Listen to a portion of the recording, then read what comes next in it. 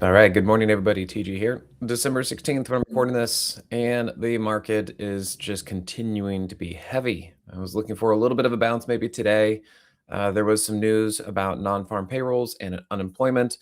And some people were saying that because those numbers were a little bit weak, that maybe the market interest rate cuts were going to happen again, maybe even in January. So those kind of ticked up a little bit. I saw something about maybe a 30% chance at this point. So I thought maybe the market was going to bounce a little bit, and we did get a couple bounces, but we can't even get over the 2-minute 50. So there just has not been much going on out there. And let me continue to, excuse me, let me give you mute our coworkers. So that's kind of what's been going on out there, guys. And if we look at the internals have just been kind of weak all morning as well. And interestingly, I saw that Bitcoin and Solana was up. So I was looking at Ethereum and BMNR to try and see if there were going to be any moves there, but they were both weak. So I took a couple small trades. Just the market's really not going anywhere. It's really hard to see anything right now. Market's just kind of soft. Names like Avgo, I know a lot of traders out there are trying to be day trading that for an oversold bounce, and we'll see what's happening. Yeah, I mean, I don't know. I don't know what kind of tweets might be coming out anytime soon. And as far as that goes, I do think that the market is in a position that if it wanted to bounce, it could. But yeah, we're definitely waiting and looking for some sort of catalyst that's going to get the market a little bit more excited. And right now, it just doesn't seem like there's too much there. On the daily chart, we have pulled back to the 21, and now we're back to the daily 50. One of those you would think would be an area for the market to bounce. So maybe something around the daily 50. It doesn't have to happen. Okay, we could continue to slide lower. You can see that we did bear flag into the underside of the 15-minute 50 yesterday into today. So as far as the near term trend, we are still underneath these moving averages and moving down. So yeah, not very good, not very strong out there. The other thing I want to be able to point out, especially on the social media, since we've got YouTube, X, Facebook, LinkedIn, all that kind of stuff going. We've been talking about this a couple times in the Moxie room, but pointing out that the daily Moxie indicator is below zero, despite price being over the daily 50, and that is an inverse trampoline move. Now, what is that going to turn into? We're never quite sure. These are just indicators, but it's either the market's going to be chopping around for a little bit, it's going to be pulling back, it's going to be resting, kind of just there's no positive momentum on that time frame. Now, the other side of it could mean that this is a short signal, and that could mean that we are going to be heading down in some sort of way. And I will point out that the last time that we did get a signal like that, the inverse trampoline move, it took a while, and we did actually make a new all-time high. But then the market rolled over as it forgot or remembered that it didn't like tariffs. That was right as the tariff started. Now, also just to point out to show you guys what previous ones look like, there's an inverse trampoline move, and you can see we had a pullback to the daily 50. That was just fine. It just needed a little test of support, and then it continued moving up. And then there was one back here, and you could see same thing. It pulled back below the daily 50, and it was from a double top. And that was also from a nice move up, double top, pull back, and then go. And so there could be the argument that maybe we're in something like this, because you can see we had that pullback. So let's see, pull back here, and then you see how we came up to a double top there, and we came up to a double top there. So it is looking very similar. And that's why I'm saying that in one sense, what if the market just needs to rest? As you can see here, we did pull back below the daily 50, then we continued to move higher. But I also feel like if that's going to happen, we're going to need some narratives to change. I think that this whole AI nervousness is really starting to seep into the market, and it's just making things challenging out there. Yeah, Rick, I see you out there on X, and yeah, every bounce is getting sold, shorted. That's the story until it isn't. Yep, that's kind of what we're seeing. And also, it looks like as of today, and I did mention this to the Moxie traders about the hourly chart, we are getting an hourly Moxie price trigger to the downside. So on the SPX, so that is starting to confirm the weakness and the negativity on the lower time frames. Yeah, Rick, I also feel the same way. I actually mentioned this to the Moxie traders yesterday. I said, yeah, it feels like the traders have packed it in for the year. The way that the market is going right now, the fact that this breakout up here for the SPX failed, I made a video over the weekend, last Friday, and I said, "It just feels like everything's changed." Looked like we were kind of doing okay. Market rebounded once it figured out that we were going to get rate cuts. Of course, FOMC, buy the rumor, sell the news, that kind of stuff, and that's kind of what this happened here.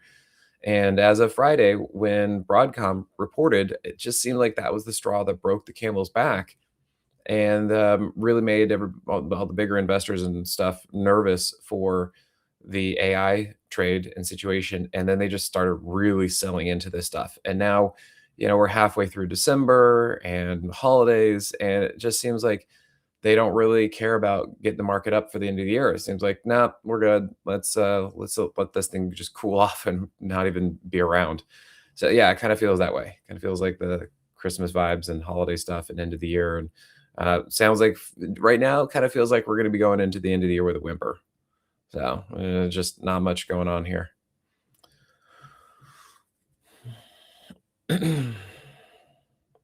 Yeah, kraut, right? Yeah, we're the brokers and dealers are doing great because of all this chop. People are just buying back and forth, all their stuff. Yeah, they're the ones making all the money in between as the market's just kind of hanging out. They collect all the funds. So as we're sitting here, the market looks like it continues to be weak. Time and time again today, it seemed like it wanted to maybe bounce and seemed like it was going to trying to pick up a little bit. But you can see, I mean, even the smallest resistance that I look at, the 2-minute 50, could not get past. It just couldn't get anywhere. And for now, I think that is confirming that there's going to be some more weakness. Now, I don't know if the bottom's going to fall out. In fact, let me look at GexBot real quick and see how that's doing because I have it going on my other computer, but I'll show you guys. Let's get this thing. Let me get that refreshed.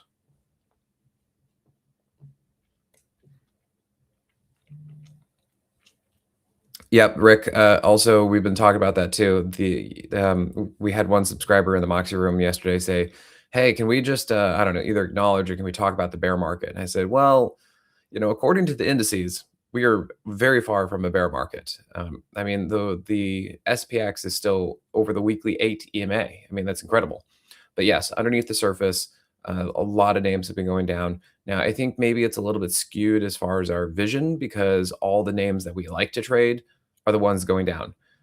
Clearly, somewhere out there, there are a fair amount of names that are up or going up because amazingly, if we look at the at breadth here, let me see if I can get this back. Okay, where are we going with this?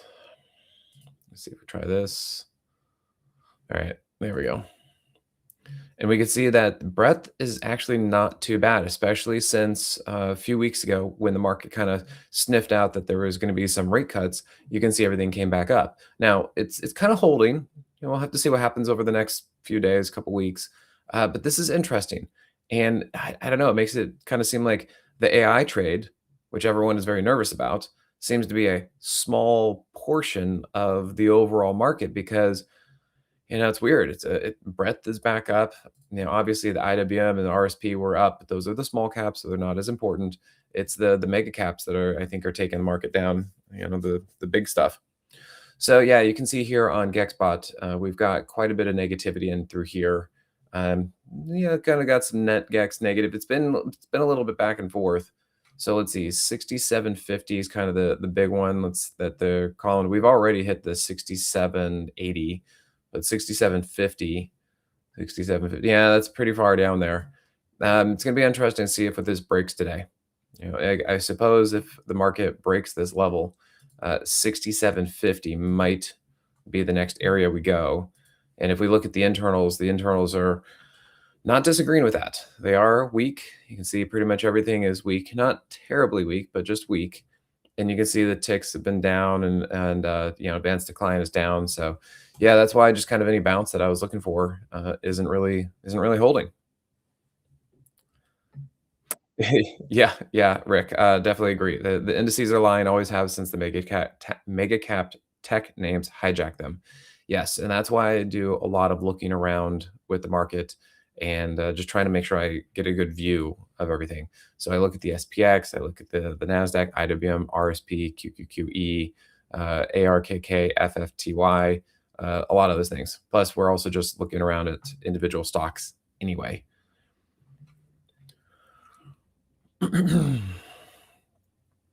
Yeah, we can go for. We got a lot of economic info this week. Yeah, we had non-farm payroll and unemployment rate this morning.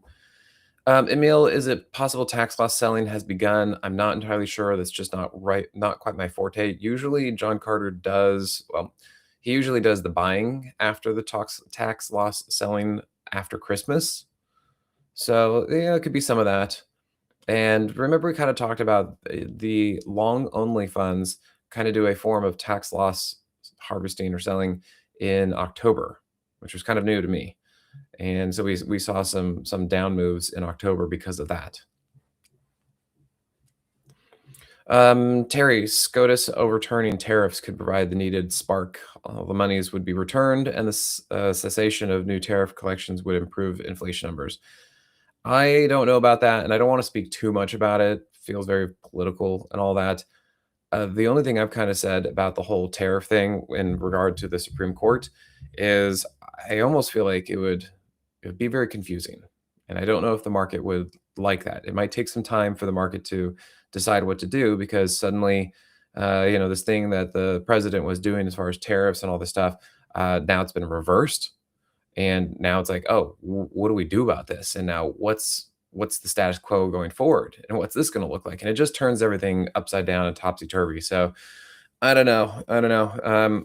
I'm just not sure that if reversing it is going to be as easy as a fix as some people might think. I'm just like, I don't even know if that's going to, what it's going to do. The other idea, as far as that goes, is, well, do we return the money? Or do we just say, going forward, okay, they're not here, and going forward, we're just going to not do them? I kind of think just on the surface, maybe that would be a good way because, I mean, wouldn't it suck for us to have to return the money? I mean, we're already in how many trillions of dollars of debt? Now we have to go cough up even more. So maybe we just do it from a go forward standpoint. And it's kind of a thought for me as far as that goes.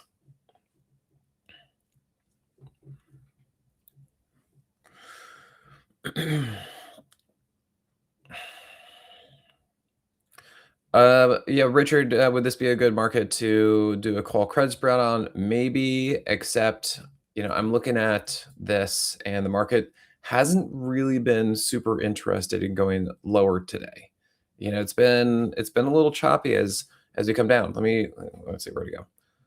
If we look at the 2 minute, we came down, bounced right up, came down, bounced right up, and then we're coming down again, and we're at a double bottom this time. So we'll have to just wait and see. But if enough time goes by and that double bottom does not hold, because that's the whole idea about a double bottom is it's a previous test of support, and if that previous test of support does not hold, then theoretically, yes, price would break lower and keep going that direction. However, if this holds, then it shows that there's some support, and the market may not want to go down. So maybe it kind of goes sideways to up. And with these two kind of big bounces this morning, even though they kept getting rejected, it just kind of seems like the market's not super interested in really rolling over too hard today. Part of the reason, maybe, is because the SPX is pretty much at the daily 50, which is typically support, and also at the hourly 200, which is another kind of line in the sand as far as potential support. So might be a little bit between a rock and a hard place as far as this goes. If you were day trading, cool. Maybe you could have caught those bounces and stuff like that. And maybe then shorted the bounces, but right now it's kind of back to being stuck in the middle of like, well, where does the market wants to go? Because it seems a little extended on the downside here on the 15, and we are potentially at support on that hourly and the daily. So that's kind of the situation I see here. Now, looking at, say, BMNR and Bitcoin and Ethereum, I've been wondering if we're going to get a bounce up and through here for a couple reasons.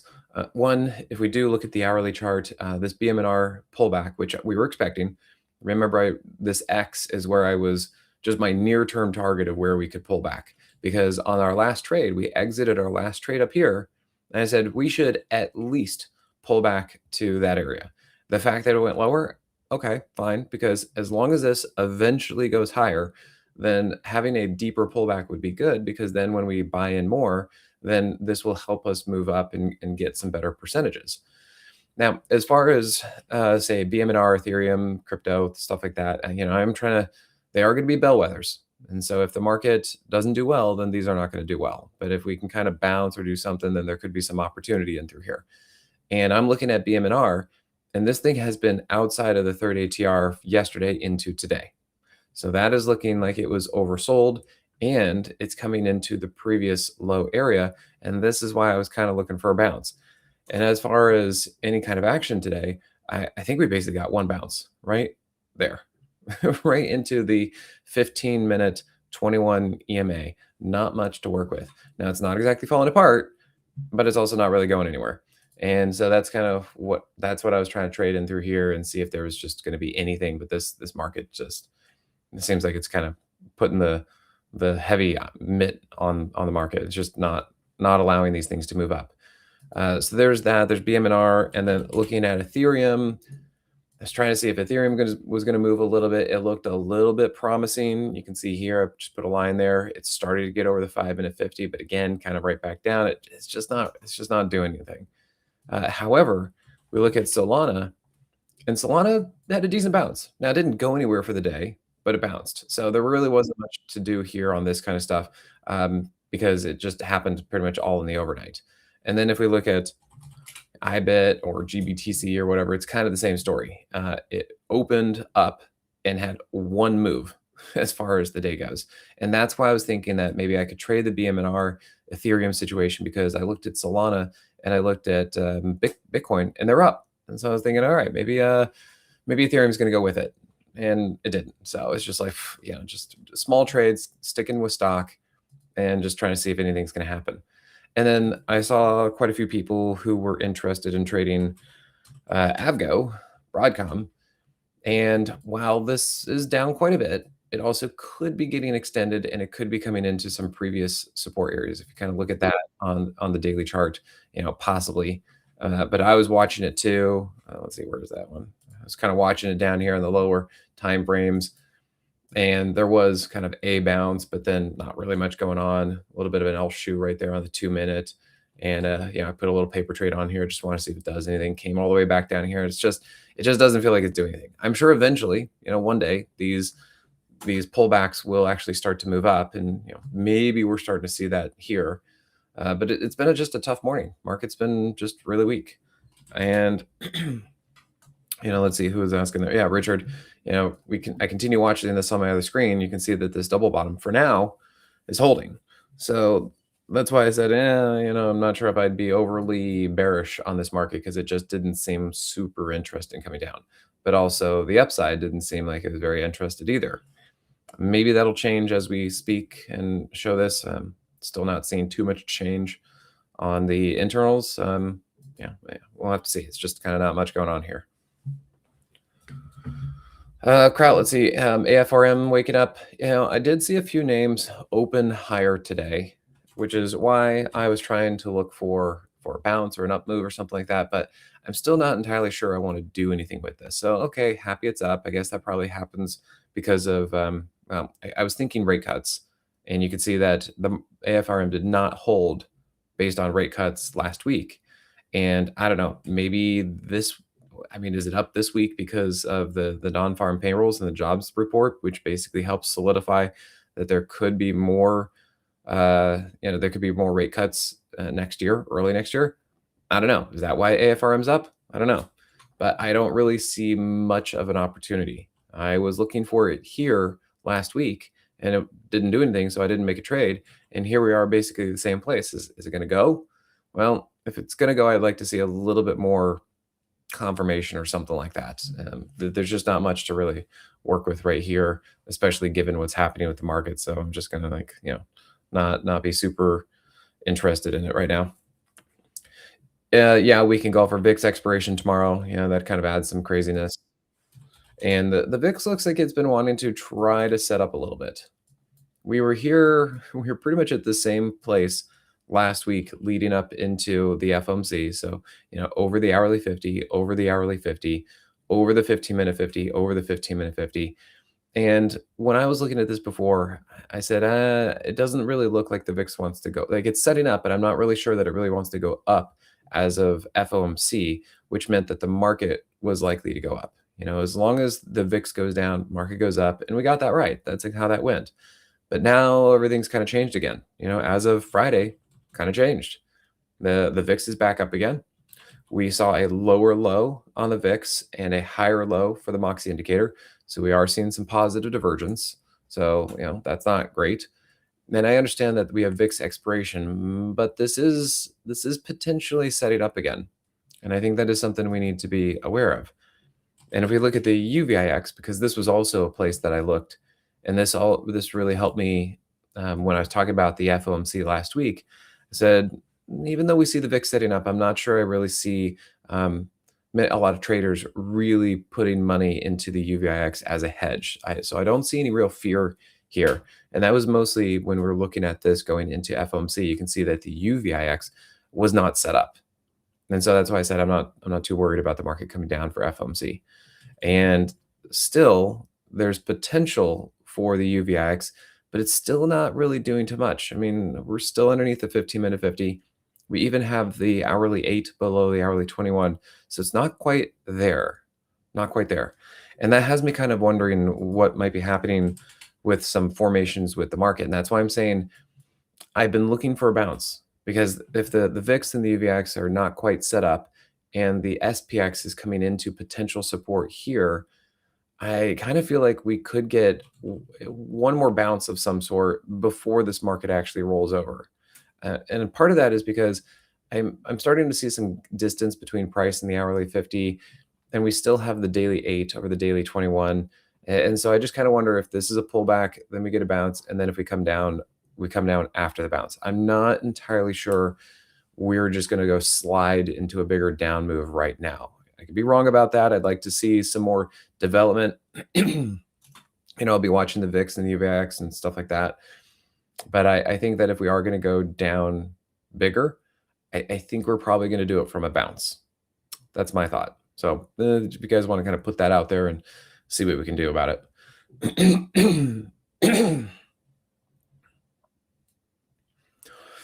Weekend golfer, yeah, you bought a VIX call debit spread. Okay. February. Yeah. Yeah. Well, that gives you plenty of time to work with, doesn't it? And we'll have to see. Let's see if we get the SPX to bounce and if we get the market to then roll over after that. I do think we need to be careful out there. That's why I'm not too super duper interested in picking up AFRM or something like that. Okay. Retail sales number helped AFRM. Yeah. Okay. It's still not really running away, so I can't say I'm too excited about doing anything with it. And let's see, Google.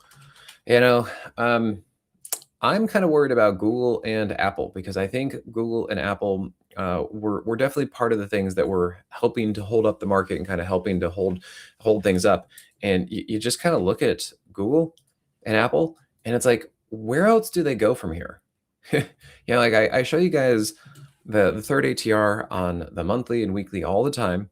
And of course, price can stay outside of the third ATR for a while, but this has been pretty much a vertical move. And it really is outside of the third ATR. And you can see, just look how much this thing is floating in midair on the weekly chart. And yeah, I get it. It's done it before, but like third time's a charm. I mean, how many times is this going to do this and stay up there? This thing is really, really vertical and very extended. And what I'm starting to see is look at the character change of that hourly Moxie indicator. We've kind of seen that before, but that was a little bit earlier in this move. Things have just changed. I mean, things are different now than when Google had that move back in like September. September. This is just different. And so I see Google staying below the hourly 50. The Moxie indicator is very far below zero. And yes, we're at the 21. Maybe we get a bounce, but we're pretty far from the daily 50. And as I said, this has been a really, really big move to the upside. And I'm concerned that Google is getting pretty overbought and may not really just be able to stay up there.